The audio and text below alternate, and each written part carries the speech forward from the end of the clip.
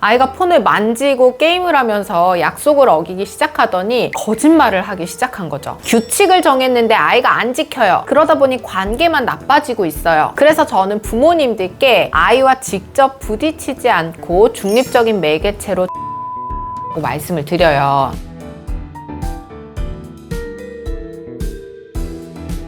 네, 안녕하세요. 이민지 육아상담소 이민지입니다. 요즘 부모님들 큰 고민 중 하나가 바로 아이의 스마트폰 사용이 아닐까 싶습니다. 아예 못 쓰게 해야 할까? 어차피 시대 흐름인데 어떻게 잘 쓰게 해야 할까? 이 내적 갈등은 물론이고 스마트폰뿐만 아니라 아이에게 노출하는 미디어, 즉 스크린 타임. 이것 때문에 부모와 아이 사이의 갈등도 지속되다 보니 참 어려운 문제 중 하나일 겁니다. 그래서 오늘은 온라인 세상 속에서 아이가 스스로를 지키고 균형 잡을 수 있는 방법, 어떻게 교육해야 할지 이야기를 나누어 보면서 특히 아이와의 갈등을 줄일 수 있는 방법으로 추천해드리고 싶은 온라인 안내서 스크린타임 도서도 함께 소개해볼까 합니다. 자, 먼저 왜 이 스마트폰이 문제가 될 수 있을까요? 부모님들이 걱정하는 부분이 정확하게 무엇인지를 생각해봐야 합니다. 스마트폰은 양날의 검이죠. 얼마 전에 만난 초등 1학년 아이를 둔 엄마가 최대한 스마트폰을 늦게 사주고 싶어서 시기를 미뤘는데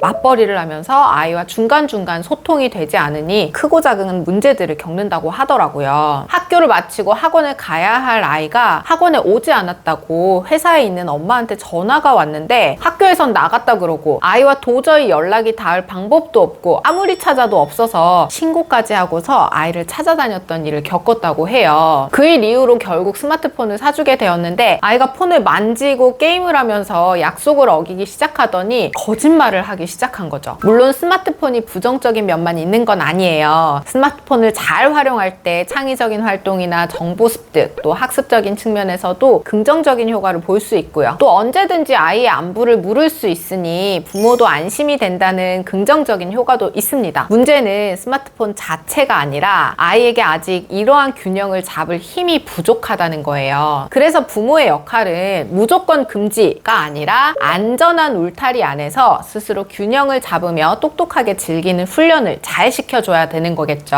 아이가 스마트폰 기기를 사용하기 전에 부모가 먼저 해야 할 일들이 있습니다. 첫 번째는 지켜야 하는 규칙을 미리 합의하세요. 게임은 하루 30분, 밤 9시 이후에는 사용하지 않기 또는 영상은 하루 1시간 시청하기 등 이런 구체적인 규칙들을 부모가 일방적으로 정하지 말고 아이와 반드시 협의한 후에 규칙으로 정하는 겁니다. 이렇게 해야 아이가 규칙을 내 것으로 받아들일 수가 있어요. 두 번째는 좋은 모델링이 되어주세요. 부모가 늘 스마트폰을 손에 쥐고 있거나 영상을 시청하고 있다면 아이는 그게 당연한 생활이라고 생각해요. 그리고 부모가 규칙을 지켜야 해 또는 왜 그렇게 오래 봐? 안 좋다고 했지? 라는 말에 힘을 싣기 어렵겠죠. 저희 집은 아직 아이가 스마트폰을 사용하는 시기는 아니지만 그럼에도 불구하고 아이 아빠와 제가 아이가 보는 앞에서 이게 무의미하게 스마트폰을 쥐고 있지는 않아요. 집에 들어왔을 때는 정해진 곳에 올려두지 이렇게 손에 들고 있질 않죠. 어쩔 수 없이 통화를 하거나 필요한 것을 검색하거나 또 일을 할 때는 있지만 그럴 때도 웬만하면 아이가 보지 않는 곳에서 사용하려고 노력을 해요. 왜냐? 아이가 스마트폰을 사용할 시기가 되었을 때 결국 이렇게 해야 돼 라는 기준을 알려주기 위해서는 똑같이 부모가 좋은 모델링이 되어 그 모습을 보여줘야 하기 때문이죠. 짧은 시간이라도 아이와 함께 있을 때는 휴대폰을 내려놓고 아이와 소통하는 것이 바람직합니다. 자, 세 번째는 시간 균형 잡기. 스마트폰이든 영상 시청이든 이 사용을 하거나 시청하는 시간에는 반드시 제한이 있어야 합니다. 시간 약속을 정하거나 타이머를 사용해 조절해 주시고 약속한 시간이 되었을 때는 아이가 스스로 종료 경험을 자주 해야 조절력도 생길 수가 있습니다. 자, 그리고 네 번째는 컨텐츠 균형 잡기. 단순히 게임을 하거나 영상만 보는 것이 아니라 창작, 학습 앱과 밸런스를 맞춰서 사용하면서 그림을 그리거나 음악을 만드는 등으로 활용하는 도구로 인식을 심어주면 좋아요. 또한 온라인 후에는 반드시 오프라인 활동으로 연결해서 30분 영상을 봤다면 또 30분은 블럭 놀이를 한다거나 가족들과 보드게임을 하는 등 이 온라인과 오프라인 사이의 밸런스도 잘 맞춰줄 수 있어야 합니다. 그런데 여기서 중요한 문제가 하나 있습니다. 규칙을 정했는데 아이가 안 지켜요. 그러다 보니 관계만 나빠지고 있어요. 사실 사실 부모님들이 다 알고 계시지만 말로만 전달할 땐 감정이 섞이기 때문에 이 갈등이 쉽게 커지거든요. 아무리 좋은 규칙을 세워도 부모가 직접 말하면 아이는 잔소리처럼 듣는 경우가 많고, 특히 초등학생이 되면 반항심도 슬슬 올라오기도 하죠. 그래서 저는 부모님들께 아이와 직접 부딪히지 않고 중립적인 매개체로 책을 활용해 보세요 라고 말씀을 드려요. 책은 아이 입장에서는 부모가 나에게 훈계한다 또는 잔소리한다는 느낌 없이 재미있게 읽으면서 또 올바른 기준을 세울 수 있는 가이드가 되어주거든요. 저도 얼마 전에 조카가 폰이 생겼다고 연락이 왔길래 믿고 보는 베스트셀러 작가의 신작인 똑똑하게 즐기는 스크린타임, 이 책을 선물해줬거든요. 미국 아마존 아동 분야 베스트셀러 레이첼 브라이언의 가짜뉴스 그리고 동의, 걱정 덜어주는 책, 그 시리즈로 나온 최신작입니다. 이 책은 부모와 함께 읽는 온라인 안내서인데요. 상황별로 어른이 도움을 요청하는 법과 또 부모가 해줄 수 있는 지원 방법을 일상의 예시와 또 일러스트로 제시해서 아이도 부모도 도움이 될 것 같더라고요. 책 읽기 싫어하는 아이들도 재미있는 일러스트로 구성이 되어 있어서 즐겁게 볼 수 있을 겁니다. 특히 최근에 이슈가 되고 있는 영상 중독이나 또래 집단 간의 SNS 이슈 등을 예방하기 위한 내용들이 잘 담겨 있어요. 제가 책에 있는 내용을 좀 참고해서 똑똑하게 즐기는 스크린타임 실천법 몇 가지를 또 공유를 해볼게요. 오늘 영상을 보시는 부모님들도 자녀에게만큼은 이 부분을 명확한 기준으로 세워주시면 좋을 것 같습니다. 자, 똑똑하게 즐기는 스크린타임 첫 번째는 안전하게 정보 지키기. 나의 모습, 가족의 모습이 담긴 사진을 찍어 올리고 소통하는 것이 굉장히